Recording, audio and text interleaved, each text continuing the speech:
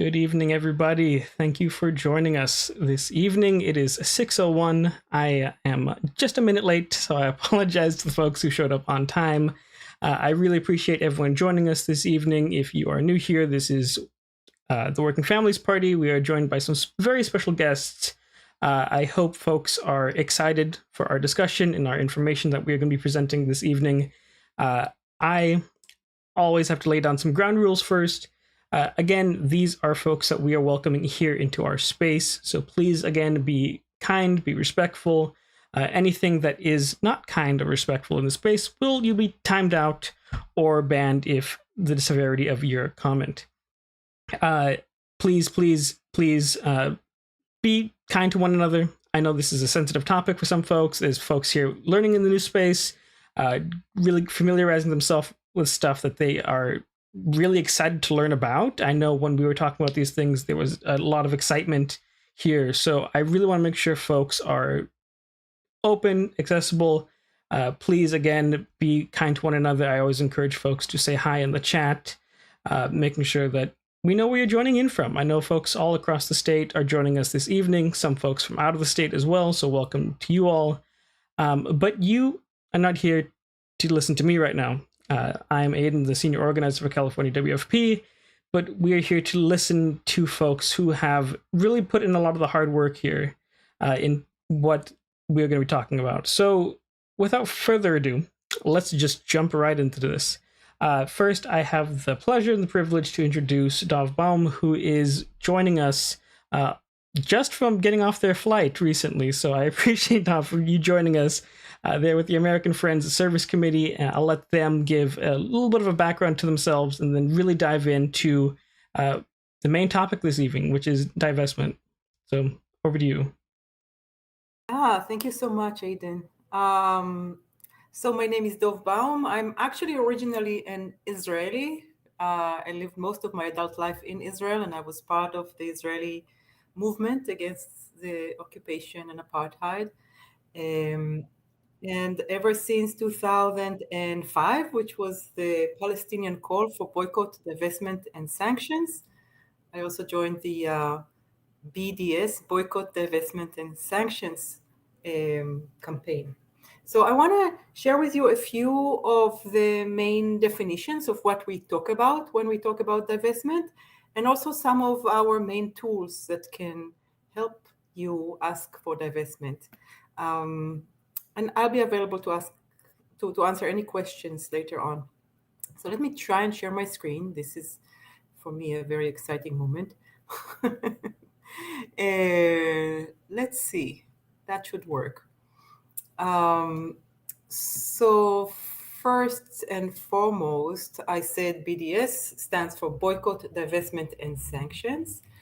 And it is a common misconception that we have to use one of those three strategies, but they are just examples for nonviolent strategies that are used as a form of non-cooperation to help us withdraw our support from structures of oppression, in this case in Palestine. And the call for BDS came from the entire Palestinian civil society. Originally, over 170 organizations signed on, and later on, we now have wide coalitions from across the Palestinian diaspora, Palestinians under occupation, and Palestinians inside what is called 48 or Israel that are signed on to this call. And this is a loosely knit movement. It is not an organization. So when people say, oh, BDS supports one state, two states, three states, it doesn't. It really is a rights-based approach that calls on people around the world to use tools such as boycott, divestment, and sanctions on Israel until it complies with international law and international principles of human rights, stops the occupation, provides full equality for Palestinians living in Palestine or Israel or whatever you want to call this land, and also the full right of return for the refugees. So that is codified in freedom, justice, equality, freedom from occupation, justice, that's the internationally recognized rights, including the right of return, and equality. Over the years, I've been involved with many divestment campaigns. We have almost 150 universities where students have passed divestment resolutions asking their universities to stop investing in the occupation or in Israeli apartheid or in human rights violations as part of these regimes. And until very recently, not even one university have done anything about it. These were just symbolic resolutions of a movement all across the country. And we are in a very exciting moment right now when we see universities are starting to comply with the demand from students and from faculty. We also had a series of similar resolutions in faith organizations. You see some of their signals on top, and a beginning of a movement with cities that we will discuss today. What does it mean to divest? Divest from what? Who divests from what? Let me stop sharing this screen because maybe it's better to just see you all. Who divests from what? So there is a bit of a confusion about that because the idea of divestment is we withdraw our investment. But really what we want to do is for these large multinationals to divest from their involvement in severe human rights violations as part of Israeli apartheid occupation and so on, and genocide. So there are these huge multinationals. They are complicit in those crimes. They are enabling them in different ways. And we're asking them to divest. That is the case. That was the case also with South Africa. We were asking the corporations to divest from South Africa. So what do? We can use whatever leverage we have as people, to put pressure on these corporations to divest. And this can take the form of a corporate accountability campaign, or just exposing them and shaming them, or it can be a boycott or consumer boycott campaign, or it can be a regulatory campaign that says we don't want to have contracts with companies that enable human rights violations anywhere. It can take many different forms. It can be just a friendly educational effort. And over the years, we have seen dozens of corporations that have decided to divest from human rights violations or from their complicity in Israeli human rights violations in Palestine. It happens again and again and again, and it has been quite successful. So when people ask us today, how does divestment work? Is it going to be successful? The answer is it has already been successful. Of course it has, even until now. And now it is actually taking us to the next level, to the next stage, hopefully to create a new standard for corporate involvement.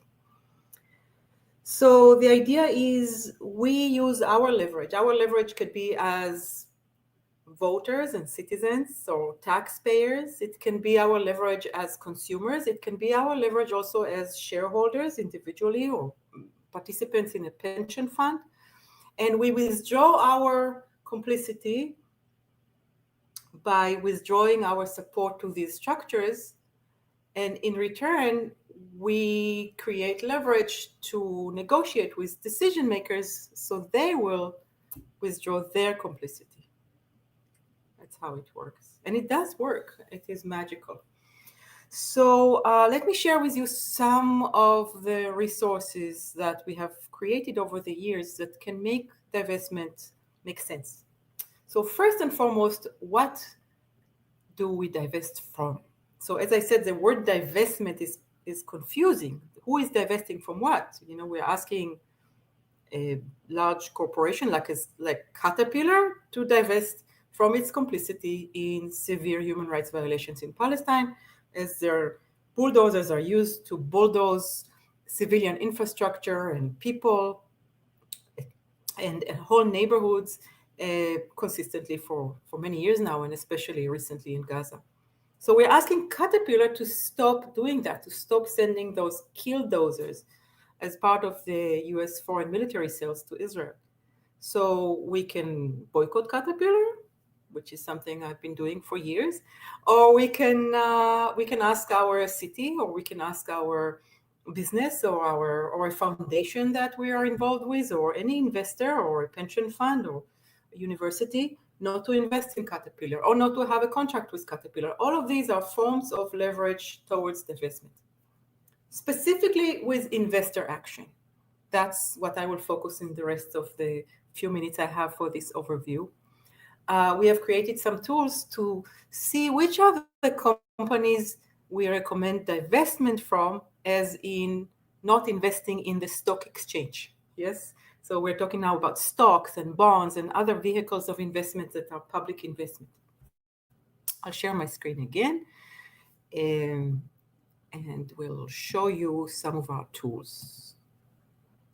So this one, which can be found on afsc.org/divest, AFSC, American Friends Service Committee.org/divest, is a tool we have put together very quickly now to support the student movement, divesting for Palestinian rights. So it's geared towards university divestment, but it would be very similar with other institutional divestment campaigns.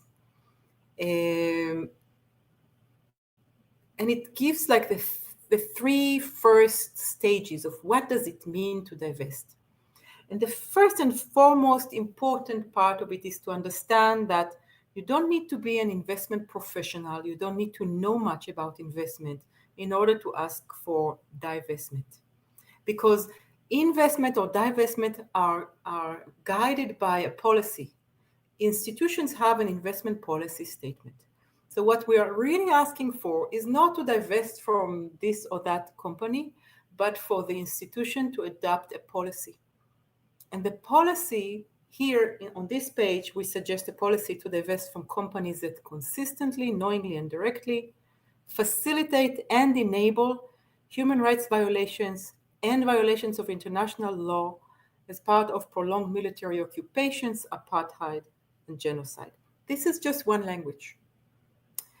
As you can see, the language doesn't mention Israel, and it doesn't need to mention Israel, because we don't want to be invested in these things anywhere around the world.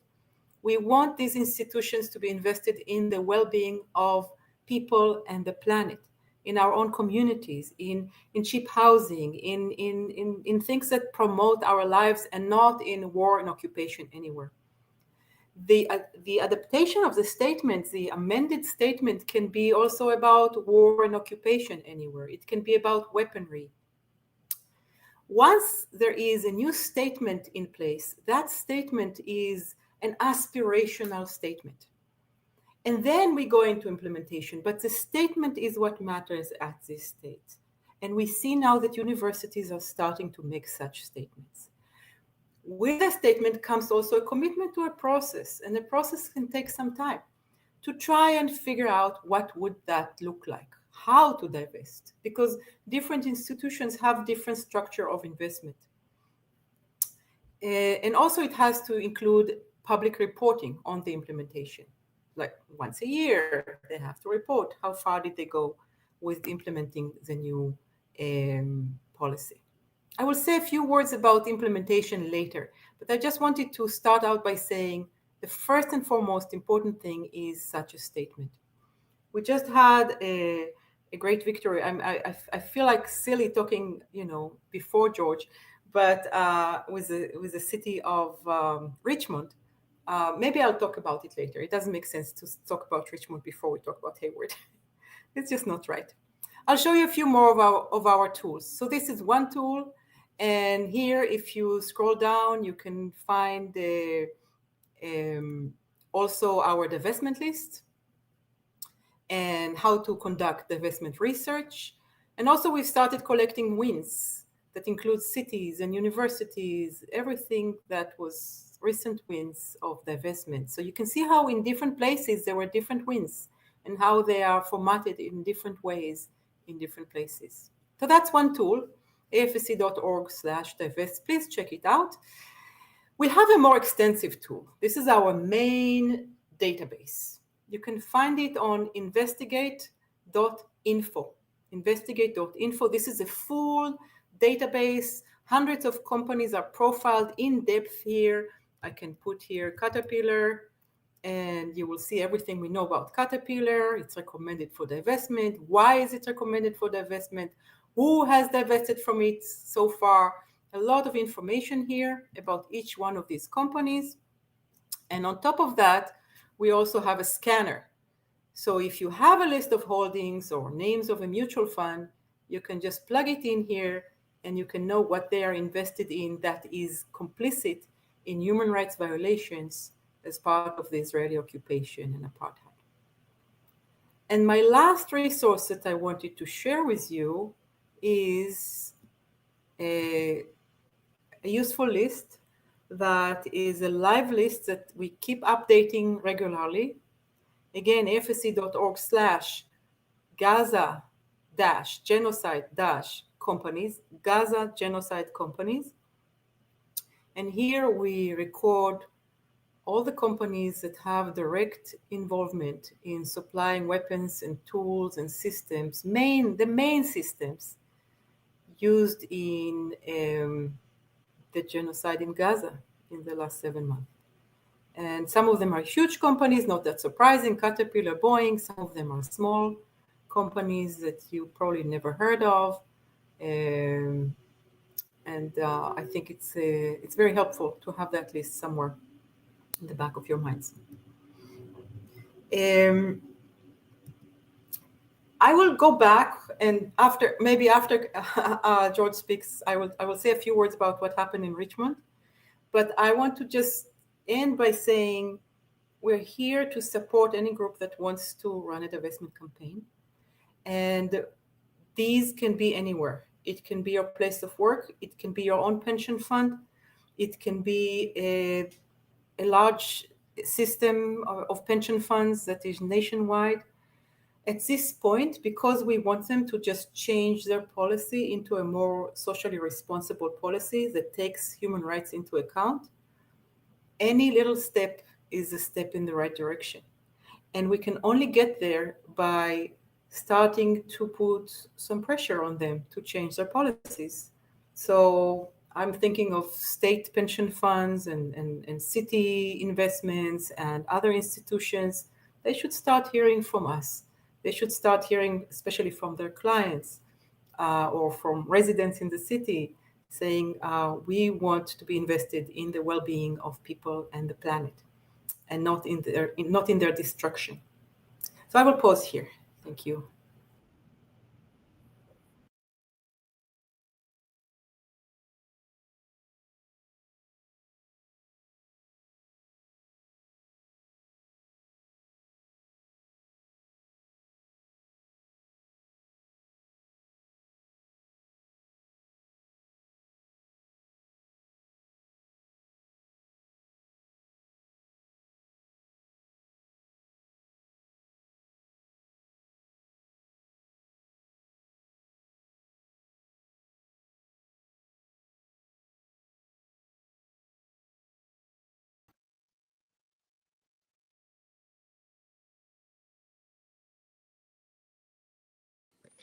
Yeah, thank you for that introduction. And just to share a little bit about myself, I'm really appreciative and grateful to be here. Excited to share space with Dove.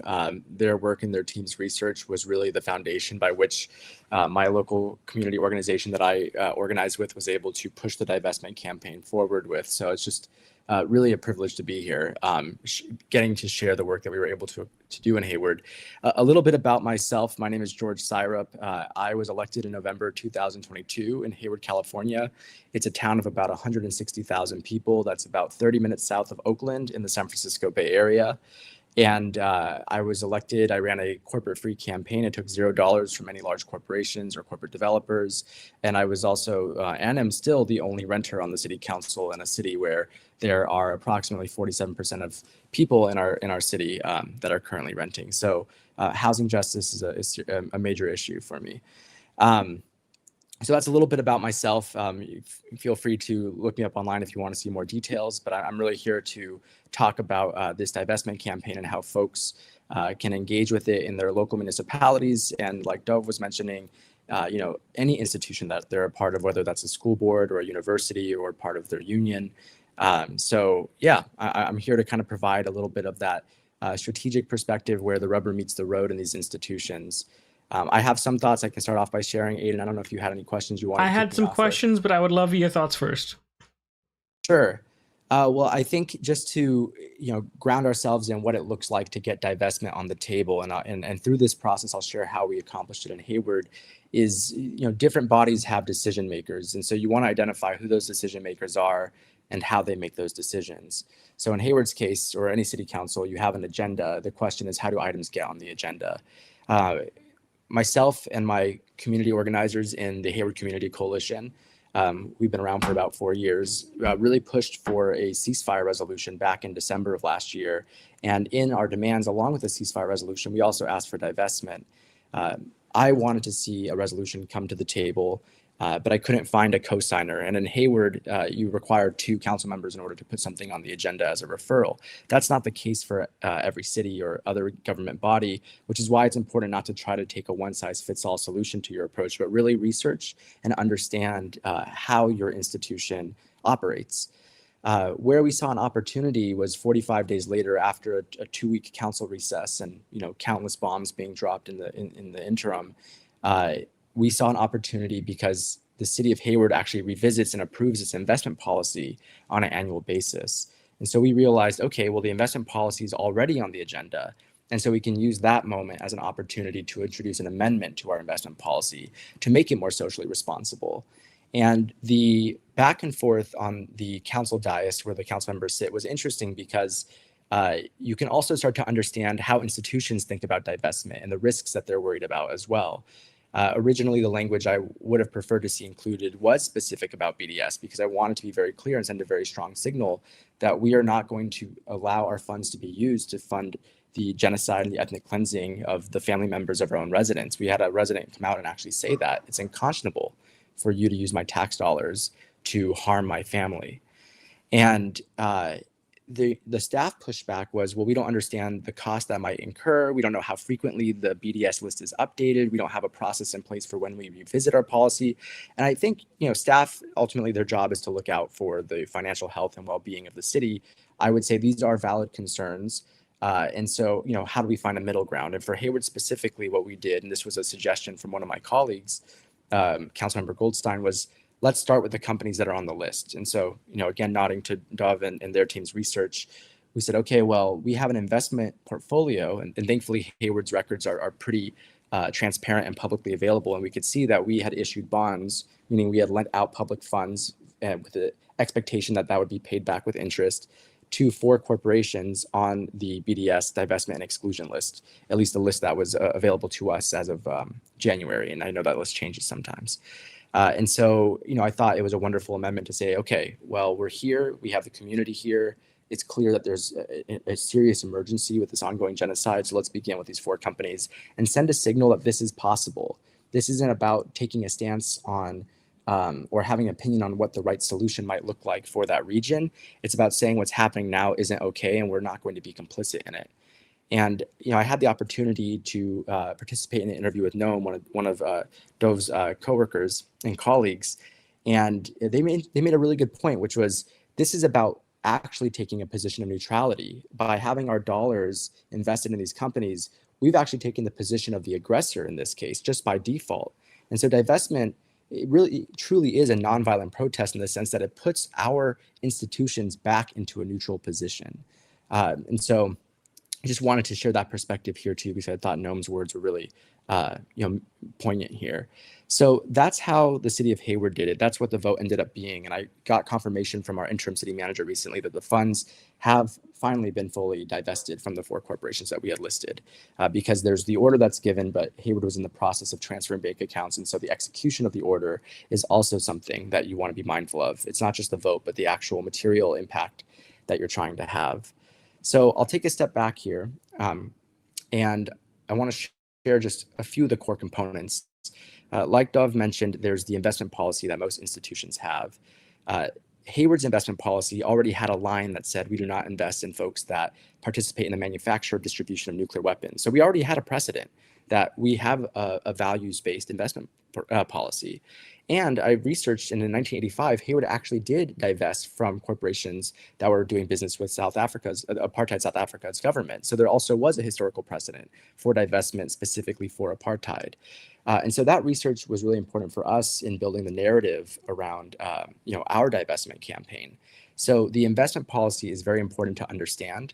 And then you actually want to have the investment report or portfolio on hand so you understand what your divestment targets are. So that's the other piece of it too, because if you're coming in and asking for divestment, you want to understand specifically what it is that you're asking for divestment from. And so with those two pieces, you could begin to craft some of the language around a socially responsible investment policy like Dove showed on afsc.org/divest. And I actually haven't seen that website yet. So that's really exciting to see. And my heart explodes when I see how many wins there have been so far. And to see Hayward at the bottom of that list as one of the first to accomplish this. So I really appreciate that resource being made and widely available to the community, because it's through those resources we were able to be successful in our campaign. So that's one component of it. But the other component I want to say beyond the research around the policy and the portfolio is your community. I think there's and we're seeing this all across the country on different campuses and in different cities, but the community really has to come to the table. You have to organize not just the self-selected activists, but people in the community that know that this is wrong, but typically don't engage in public comment or write letters to their elected officials or engage with decision makers. We didn't just bring ourselves to the table. We brought folks that have won volunteer recognition awards or were known in the community for, being at the library and helping out with book sales. People you wouldn't expect to show up at a council meeting that clearly cared about this issue were also showing up and making it feel as if this was more widely felt than what sometimes is portrayed as like outside agitators when they try to dismiss how widely felt this movement is. So I just don't want to downplay the importance of community organizing as part of what makes these demands for divestment actually effective, actually have teeth. Politicians are weighing a lot of interests, and they really need to feel like those that hold them accountable, the voters or their members or whatever the base is for whichever structure you're a part of, have eyes on them, are looking to them to make a decision with the appropriate moral clarity. So I just didn't want to underplay that, because our divestment wasn't just because we had all the facts on our side, it's because we had the people on our side too. So I'll stop there and we'll see where the conversation goes. And Aiden, I'm sure you have some more questions. Yeah, so you did a fantastic job there at answering the questions I was going to ask too. So I will get into change up the questions I had in mind. And you touched upon it a bit, and you said that Hayward was naturally going to talk about the funds and everything, regardless. They were year review. But what was it like talking from one elected official to another about this issue, like about these things? Like, was it pulling teeth? Was it something that required multiple conversations between you and community activists? And I'll start there first and then have a follow-up afterward. Yeah, I think it's a really good question. It's difficult. Hayward had its hands tied around the ceasefire resolution because there was a policy that was passed in 1977 that said we don't comment on any issues that aren't within our jurisdiction at the federal or international or state level. And, I think that's a little subjective, because when you have an internationalist perspective, you realize how all these issues are intertwined. These are our tax dollars. I said during my public comment or during my speech during the divestment that every single bomb that's dropped could be a teacher's salary. And so there's a great anti-war poster I saw at a Berkeley museum that said, "War abroad breeds war at home." And we spend our resources abroad for violence. We are cultivating violence at home, social violence, through a lack of resources, poor education, more expensive housing. We are defunding ourselves for the military-industrial complex. So when someone says, you can't take a stance on any issue, I find that frustrating, because I see all these issues as deeply interconnected. However, I'm just one person on the council, and my colleagues interpreted it as we can't take a ceasefire resolution stance because that's us commenting on international affairs outside of our jurisdiction. That is why divestment is such a powerful tool, because these are our dollars. These are our tax dollars. Do we agree with where they're being spent? And one of the corporations we divested from, Chevron, we're supposed to be, Hayward really prides itself on its climate policy. Why do we have $500,000 parked in Chevron, right? Like, I think, again, the intersection of imperialism and climate change, you start to see how they're all related, and how by challenging one issue, you bring to the surface other issues that we have failed to address as a government. And so I digress a little bit. I get excited thinking about that. It was difficult having these conversations with my colleagues because I think there's a large element of fear there too. We've seen the pushback, the backlash, the punishment that politicians experience when they do speak up against this. We see the squad at the federal level facing a $100 million war chest raised by AIPAC in order to try to remove them from Congress just because they want a ceasefire now, right? And we see AIPAC contributing $15,000 to local Democratic Central Committee races in the Bay Area because they don't like that the Democratic Central Committee voted for a ceasefire resolution shortly after October 7th. So, at the end of the day, as politicians that are trying to look after our community, we are trying to be mindful of our ability to stay in a seat of power. And we are aware of the power of the Israeli lobbying arm and, the power they have as far as funding pretty much every congressional candidate, in the area. So I think, that's something that I had to navigate that was quite difficult was how do we help folks overcome that fear? And just to tie this back really quickly to community organizing, that's why it's important to bring the people back to the table. Is it's not just to apply that pressure, but it's also to show to the elected officials, hey, this is popular. And if you support this, we'll have your back. And I think that's what gave people a little bit more of that wiggle room and that freedom to vote alongside me that night. And it was a split vote. It was 4-3, and we narrowly passed that divestment. Yeah, I don't know if I was surprised when I first heard that Hayward was the first to pass it, but I felt kind of happy and excited because it wasn't what the usual suspects of what people would imagine for political activism and taking a stance on these things. And as the first thing that came to mind afterward was Hayward did it. And what's the excuse for other cities to not seriously look at this when folks were able to come together and pass this? And you mentioned a bit about community organizing piece, but what did the community support look like as these conversations were ongoing? And then the second piece that I'm seeing from the chat is, how did the community education piece look here? Those are great questions. So building up to the December meeting where a ceasefire and the initial idea of divestment were put forward, there were actually a number of student protests. I was incredibly proud to see students from middle schools and high schools marching all the way from their campuses to City Hall to hold rallies in support of the people of Palestine, to put an end to the apartheid, to call for a ceasefire. And through their activism, I think more members of the community got pulled into it and involved. Parents of those students, other folks in the community that had worked with the school district. And with our organizing group, we were there to help support those efforts and call for our own efforts. So to me, that's what coalition building is you have these different structures, you have these different groups, and we're all feeling a kind of way. How do we coordinate with each other? And when we came out to give public comment, one of our strategies isn't just to give talking points and say, go into the room and say X, Y, and Z. What we do is we want folks to really speak about how they feel. So we say, here are the details that brought us to this room, but why is this important to you? And that is incredibly impactful because it's no longer just a boilerplate template where it says, please divest because of X, Y, and Z reasons. It's, like I said, one of the public commenters was Palestinian and said, how could you have me fund the genocide of my own family? I mean, when you're confronted with that, what are you supposed to say as an elected official? Sorry, I have to be responsible. How is that responsible? So I don't know if that's directly answering the question, but we were also very deliberate about identifying the different structures in our community. Where are the PTAs? Where are the school districts? Who's in a soccer club? And really working to reach out to those different structures and bring them together around this cause to take that energy that was already there. We're all seeing these horrible images on our screens, to take that energy and really help channel that in a way that's productive and leads towards a material impact. Yeah, no, thank you for sharing all of that. I do want to move to all three of us having a discussion because I feel like we talked about Hayward a bit. Dov, I would love for your insights on not only all of this, but things that happened in Richmond as well.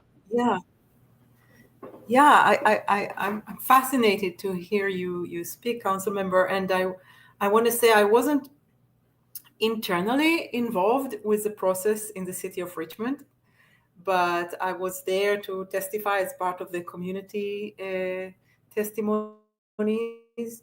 I was fascinated to see the route they took. They were able to take it because they had like overwhelming support on the council, including from the mayor himself. What they did was a little bit of the opposite, I think, of what you're describing. Instead of choosing a few companies that you knew the city was invested in, what they did was to suggest a new policy, a new investment policy to the city.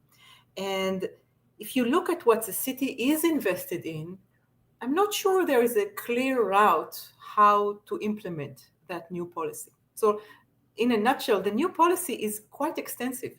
It includes 4 different new restrictions on investments. And number 1 is on companies involved in human rights violations in Israel-Palestine.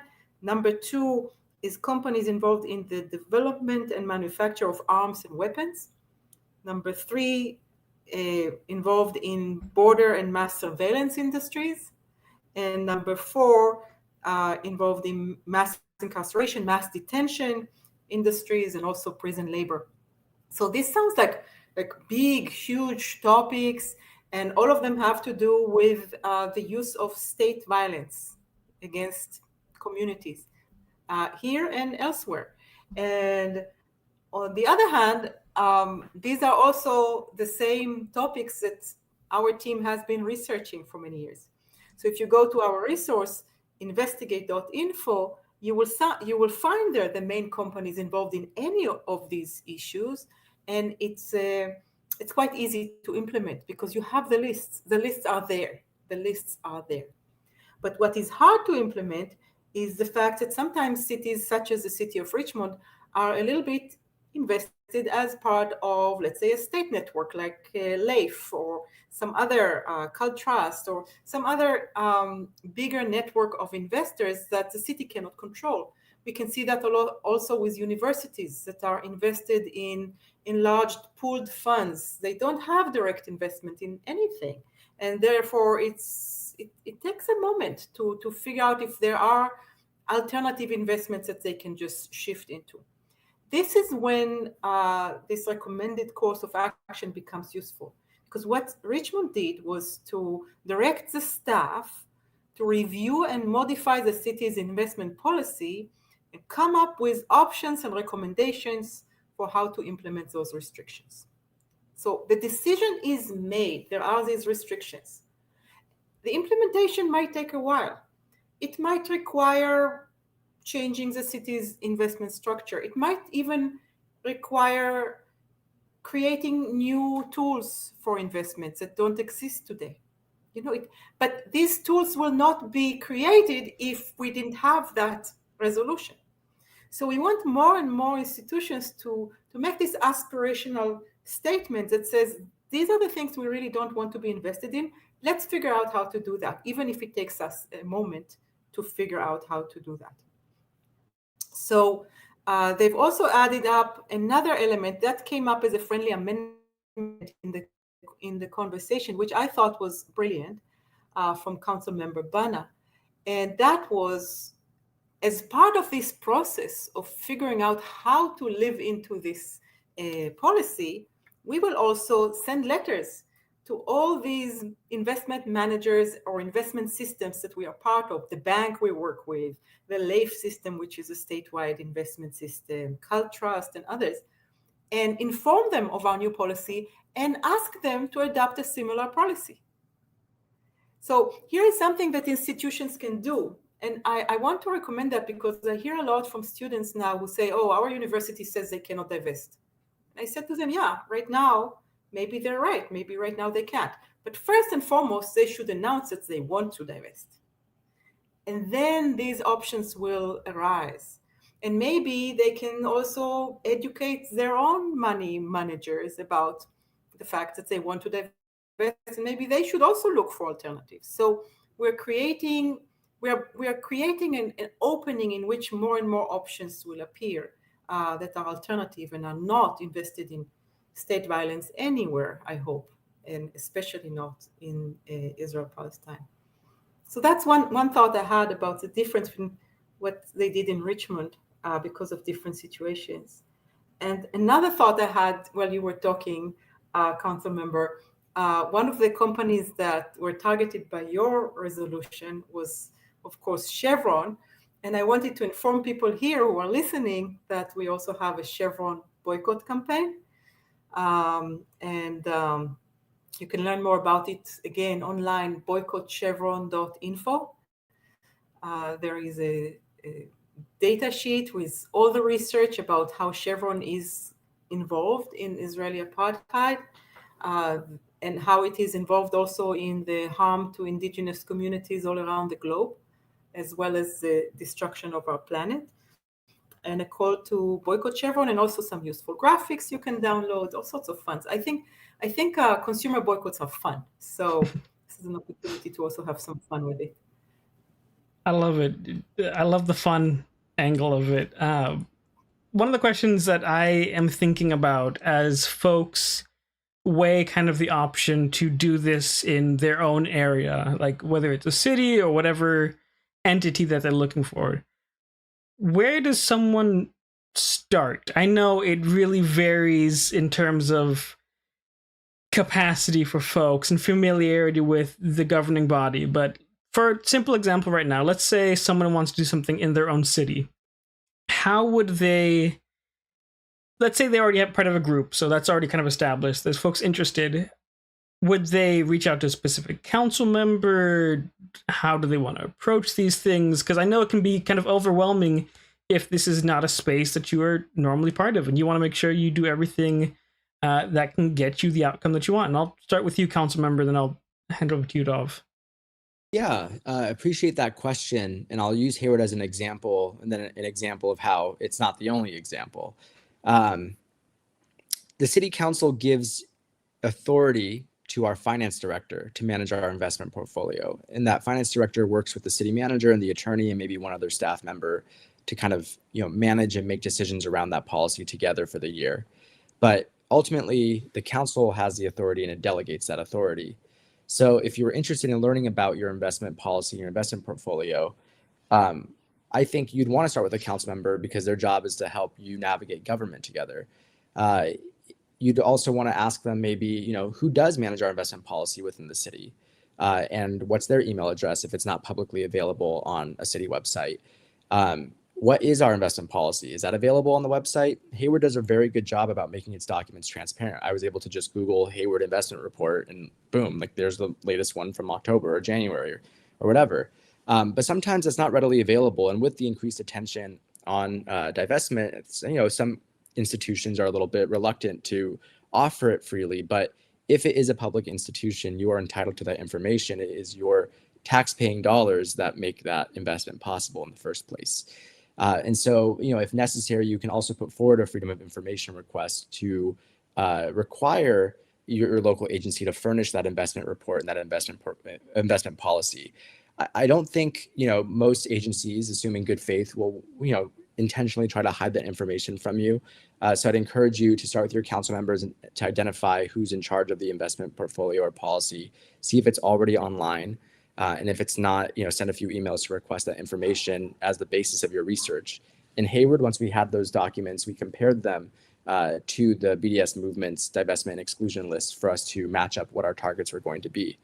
And then in the case of Hayward, we found that in total, it was less than 1% of our entire investment portfolio, which was to us a very, very reasonable ask to say, is this, so much to ask for us to be neutral in this conflict and on the right side of history morally when it comes to an ongoing genocide.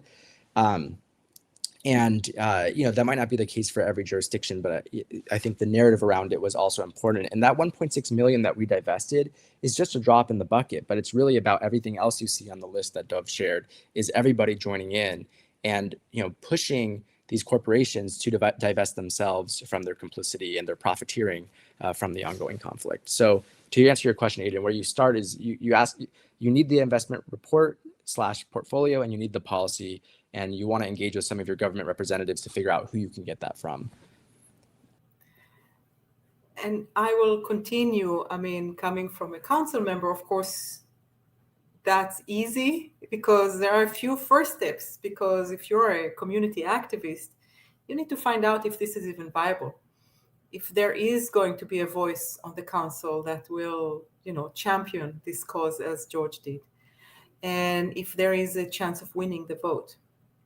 And so I really strongly recommend not going off into a campaign that you don't know if you can win. Politics is the art of the possible. Divestment is the art of the possible. Yes, we want to win this. And it is perfectly okay to say, okay, with the current structure of our council, there is no chance. I will look around and actually there is a foundation down the street, or I know people who are on the board of the I don't know, some business. Any institution has some kind of fund, has some kind of investment. Any institution can divest. It can be your place of work. It can be anything. It can be your union. It can be anything. So look around to see what's winnable. That's, I think, is the first item of research. Now, if it is a city, which is fantastic, you need to work with some council members, and they need to do some kind of an evaluation of whether there is a chance of winning a vote, and on what, on how, and what would other council members will vote for. Maybe they care about environmental stuff. Maybe they care about war. I don't know. Maybe when this is a moment where you amend the investment policies, that you can include issues that people care about. The more the merrier. Why not? We should be invested in good. I would say that the part about researching what the city is invested in was really very, very powerful in the Hayward case. It doesn't have to be so in other cases. It is fine if you don't know what the city is invested in, or just like with the city of Richmond, the city is invested in stuff that is like very hard to figure out what to do with. It doesn't matter. In fact, if the city is not invested in anything of problematics, if the city is already divested, that is good news. Just like the council member said, if the investment in problematic bonds, for example, was very minor, it's not a big ask. That's good. If the city to begin with is not invested in anything problematic, fantastic. So what we're asking them to do is to make a public statement about remaining this clean. That's all. And it has no financial implications at this moment, and that is perfectly okay. That's easier. Why not? So I would say I find it that people get a little intimidated by the economics research. They think, oh, investments, that's complicated.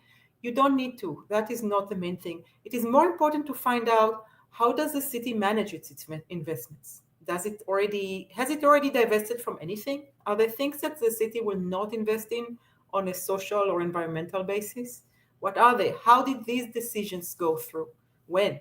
Is there an annual review of the investment policy, just like in the city of Hayward? If not, can any council member just ask for a review or put it on the agenda? What is the process for getting a referral through the agenda? These are the main questions here, really, more than anything to do with the specifics of the city's investment.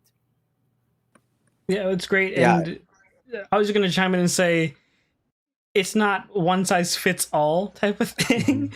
Mm-hmm.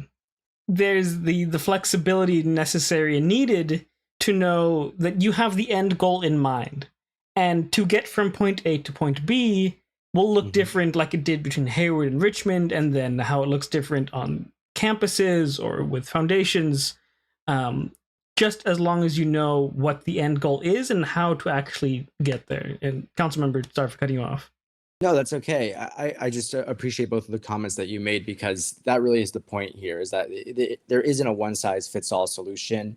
Every political landscape, depending on what your target is going to be, whether it's a city or a union or a school board or a university, is going to require critical thinking, creativity, and strategy. And so really how you choose to approach that situation is contingent upon what you're choosing to engage with in the first place. And I also want to say that this effort is cumulative. I agree with Dove that you want a campaign that's winnable. If the council is untouchable because you have zero support, maybe building pressure by getting the school board to divest and a really prominent nonprofit to divest and bringing them to the council next is the path to victory when it comes to building on this divestment movement instead of just going to the council first. Absolutely. But I also want to say that you never know if you're going to win unless you fight, and you don't want to waste people's energy by pursuing an unwinnable campaign. But I just being completely honest, when I walked in that night for the divestment campaign, I thought there was a 15% chance that was going to pass.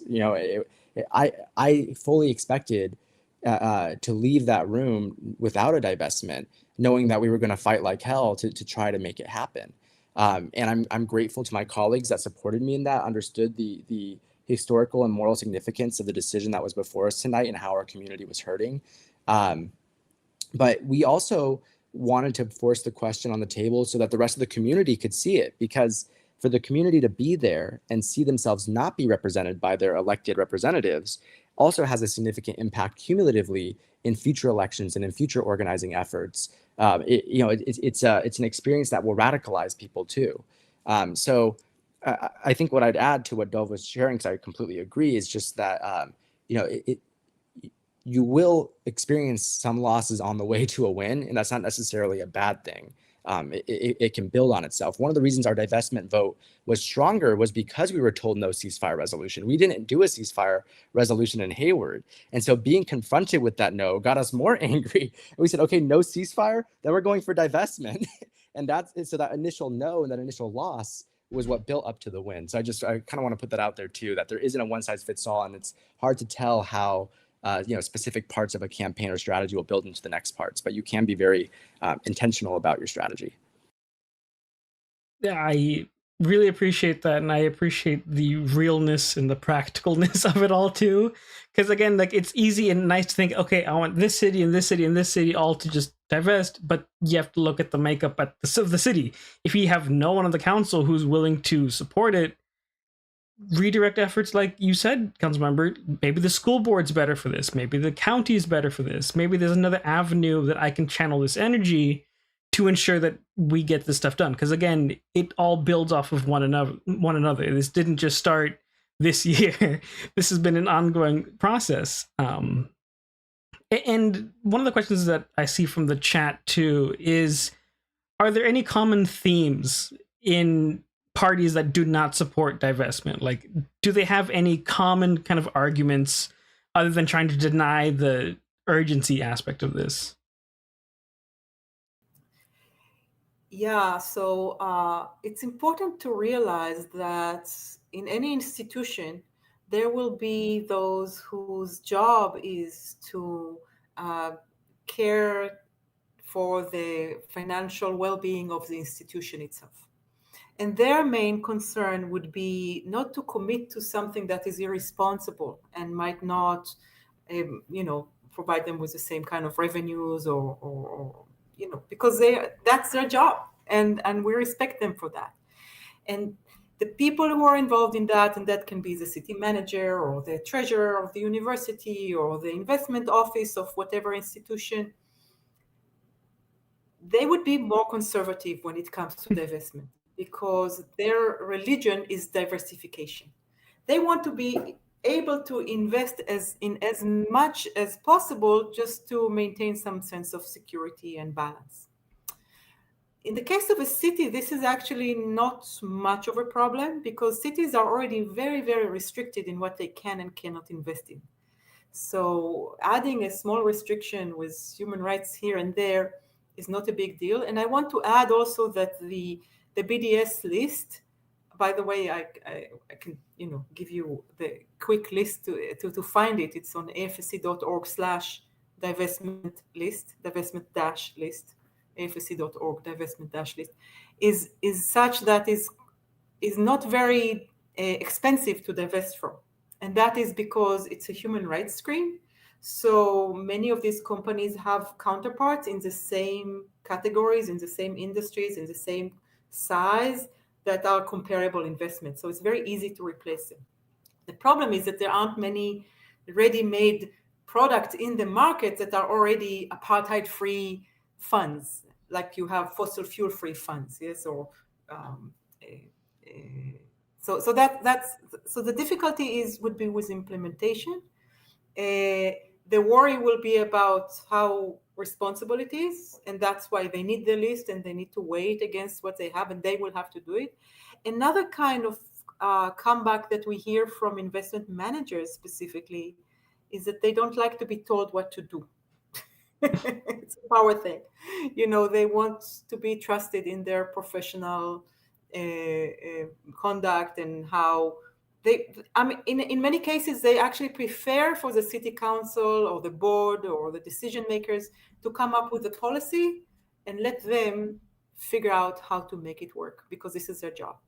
They don't really want us meddling in the technicalities. And I can appreciate that, especially if they can do a good job.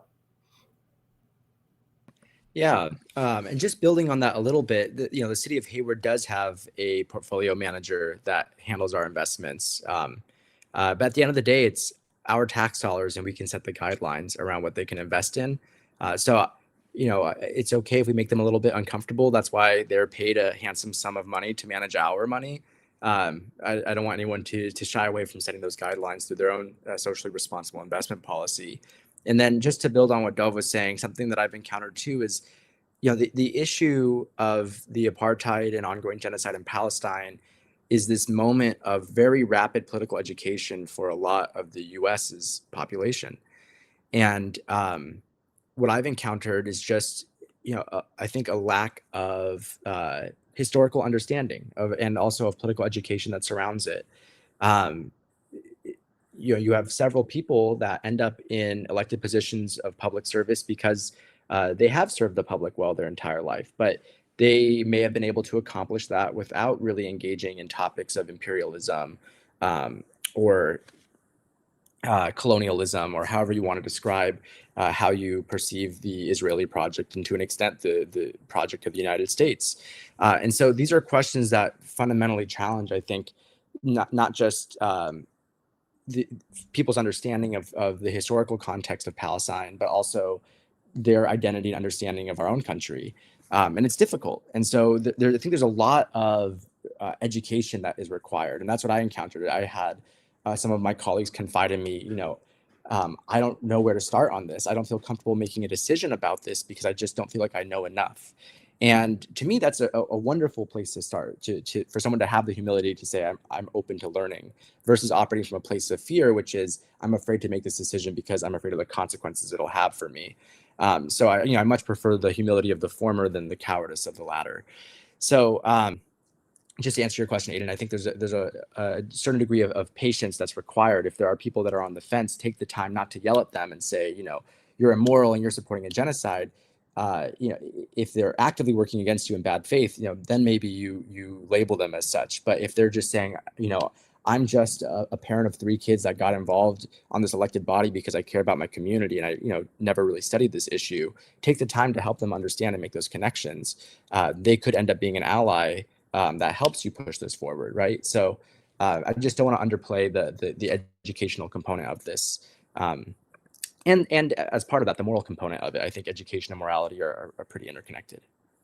Yeah, thank you for sharing that. I do want to be mindful of time. It hit 7 o'clock right as I said this.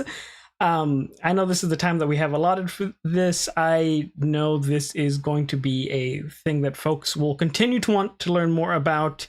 I made sure to share all the links in the chat as we were going through this evening, so folks know to connect with you all, council member, and then Dov and your network. Anything that comes up, we'll be sure to share with people as well too. I would hope that this is an ongoing stuff and we continue to grow off our victories. I really hope that the folks listening in to either the current live stream now or watching recording of any of this feel that this is doable, to feel like this is something that you can do. I really encourage folks to work with one another. I mean, there's a lot of people in this space who feel the need to make change and want to do this, know what the end goal is, but maybe just didn't know where to start. I hope you found a foundation here somewhere to kind of get that ball rolling. you can reach out to myself, you can reach out to the council member, you can reach out to Dov and their network at any point and any time. The websites are everywhere, the social media things. We'll be happy to connect with folks at any point. I just, again, really want to be mindful of people's time because I only set this to 7 o'clock. So thank you, Councilmember Ndov, for joining us this evening. I really, really appreciate it. I'm just going to do some closing remarks. You are more than welcome to hop off. Thank you again. I'm just some final announcements to folks who are still here in the chat. So thank you. I will, again, be sure to share everything with people. Really appreciate everyone joining us this evening. You'll have access to the links. I'll make sure everyone has anything that they need, that they want to refer back to from this evening. Last thing I want to remind folks of is that we have also another event next week with the National Lawyers Guild on how to become a legal observer. That is at 6 o'clock next Monday.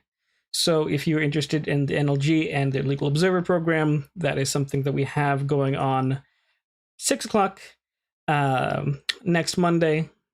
Again, completely free. It'll also be virtual statewide. Hope to see you there. If there's any other events that you would like us to focus on and to uplift, or any other connections that you want us to really shed light on, please feel free to reach out to me. I dropped my email in the chat. I dropped the Discord link. I appreciate everyone joining us this evening. I hope it was super productive. I really appreciate everyone.